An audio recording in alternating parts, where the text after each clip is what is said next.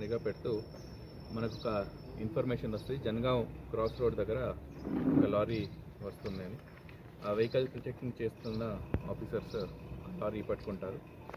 ఆ లారీ పట్టుకుంటే ఆ లారీలో 20 టన్స్ పీడిఎస్ రైస్ ఉంటుంది.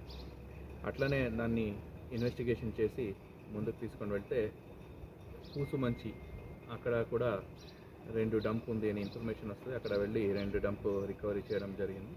దాంట్లో 10 టన్స్ పీడిఎస్ రైస్ రికవర్ అయింది. 3 వెహికల్స్ యూజ్ చేసిన వెహికల్స్ కూడా సీజ్ చేశాం. సో దీంట్లో మొత్తంగా 5 అక్యూజ్డ్ ఉన్నారు. ఒక అక్యూజ్డ్